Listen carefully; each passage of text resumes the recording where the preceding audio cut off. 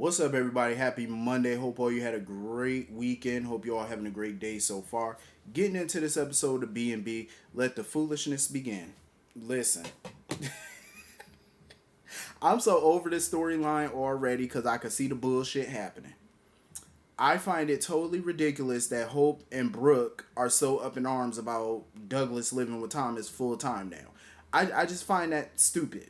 It's totally ridiculous. Like, I really don't see what the anger is all about.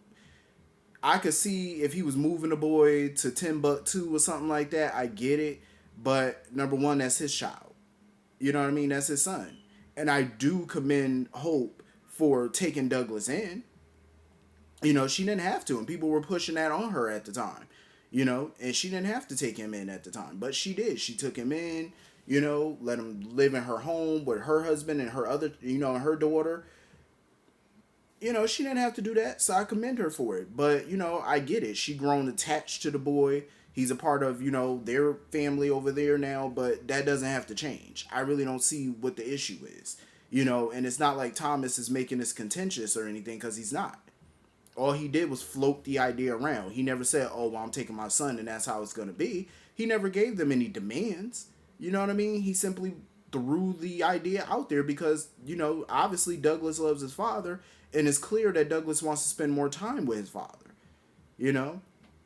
And I don't see anything wrong with that. I understood at the time, Thomas wasn't stable and whatever, but he got his stuff together and he seems all right, So I don't see what's wrong with Douglas living with him full time. I mean, did Hope really think that Douglas was going to stay with her forever, or at least till he got 18 or something and went off to college? Like, if she really thought that, then she was living in a delusional bubble all this time, because I mean, she had to have known at some point the boy was going to go back to live with Thomas. I mean, it was a no-brainer. This wasn't supposed to be a permanent thing. The living arrangement wasn't supposed to be permanent. And of course, Brooke is all up in arms about it. Oh, who's to say that he ever will be stable again and all this? Like, Brooke, who are any of you? Y'all are not psychologists. You know what I mean? To sit there and question somebody's mental stability and to say that he's never going to be right, you're not professionally, able to make that call. That's for a professional to make. You know what I mean? Like, that's not for you to make. And at the end of the day, that's his son. He voluntarily, wanted, he voluntarily surrendered custody to Hope because he wanted a mother figure for his son and he wasn't well at the time, so he wanted her to look after him. It's not like Hope had to go to court to file no paperwork to make that happen. He made it happen. You know what I'm saying? So this wasn't supposed to be permanent. So I don't understand why they so up in arms and being all hostile about the situation. It's like, why don't y'all have an honest conversation with Thomas and, not make this thing a battle? Because I feel like if it's going to become a battle, it's going to, somebody going to get hurt. Not physically, but emotionally, somebody going to get hurt. I just find it totally ridiculous at this point. I really do. And it's not like Thomas is, taking Douglas out of the country or he's blocking Hope from seeing the boy. He told her, like, you can see Douglas whenever you want. Nothing's going to change. The only thing that's different is he's not going to be living in your home every day.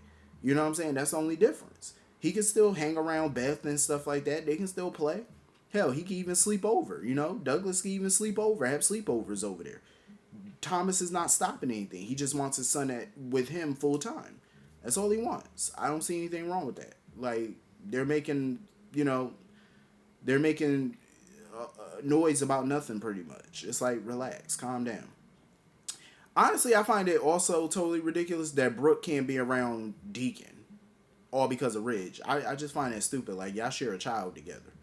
Even though she's grown, but still, you have to be around each other. Even though she's an adult, you're going to see each other.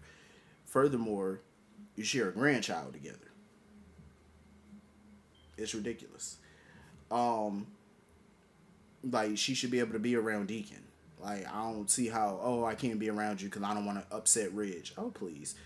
If only you knew, shit, Ridge be around Taylor without a problem. And she don't be all, and Brooke don't be all up in arms about it. Even if she is up in arms about it, she don't never tell Ridge, oh, I want you to stay away from Taylor. Because if she knew that they kissed up in Monaco, I'm pretty sure her tune would change real quick. So anyway, moving on from that. Speaking of foolishness, I love Steffi. Everybody knows Steffi is one of my favorite characters on the show. But what's so ridiculous to me is that she keeps trying to push Ridge and Taylor together. I find that so stupid. It's like, why would you want your mother to be with somebody who keeps waffling between her and his wife? Like, why? Because that's what he's done for decades now. He keeps waffling between her and Brooke, her and Brooke, her and Brooke. And the only reason why he kissed her in Monaco was a reaction to Brooke. He saw a photo of Brooke, Deacon, and Hope together. He got upset and he reacted by kissing Taylor. This is what Ridge does. This is the cycle that he continues. Every time Brooke does something to piss him off, he goes running to another woman, namely Taylor. And it needs to stop because I feel like Taylor, she deserved better than that. She really do. And at some point, Taylor need to let Ridge know, like, back up off me, don't kiss me, don't touch me, don't nothing. You're married, back up.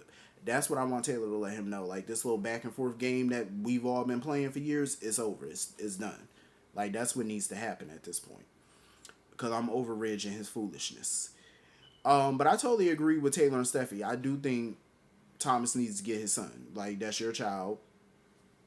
Go get him. He needs to be in his care. You know? End of discussion. It's like he just needs to go get his kid. I don't see nothing wrong with that. You know what irritates me though? Steffi keeps making this a Logan versus Forrester battle. And it's not, it shouldn't even be that, honestly. It's simple. He just, talked to Hope. And they come to, well, he ain't technically got to come to a compromise with her, but it's like, work it out. You know what I mean? Because I totally get where Thomas is coming from. He feels like every time he goes to see Douglas, he feels like he's having visitation with his own child. And he doesn't like that. And I totally get it. Like, you shouldn't have to feel like you're on a visitation schedule with your own kid. That's ridiculous. So hopefully they can work this out without it going to court. Hopefully. Anyway, moving on from that. I'm totally here for Bill and Lee. I'm here for it. I like them together. Lee is one hell of a woman. I'll tell you that much. Like, Lee got it going on. You know what I mean? Like, not only is she fine as wine, but she's, resourceful. The fact that she got out of that Sheila situation with her life, I like it. And even Bill told her, he said, listen, I don't impress easy. Like, it takes a lot to impress me. But he said, you definitely earn my respect and stuff like that. And she was like, my respect and my admiration. She was like, you earn mine as well. I like them together because they seem fresh, new. I definitely wouldn't mind, Bill and Lee, canoodling and stuff like that. Because I'm over him pining away for Katie every 5 minutes. So I think this could be something new and fresh. And she pretty much put it out there. Like, her and Jack are no longer together. And I don't blame her for not wanting to go back to Jack. I mean, she basically told Bill she's not going to take any disrespect. And that's pretty much what Jack's shown her throughout their marriage. And she blames him, too, for bringing Sheila into their lives. She's always going to be grateful for what she got out of that marriage, which is Finn. But beyond that, she don't want to be with Jack. And I don't blame her. Off to new beginnings. And I feel like that's what it needs to be for her. A whole new beginning. But, anyway. That was pretty much the whole episode. Hit the comment section. Let me know what y'all thought about it. And I will see y'all all later. Peace.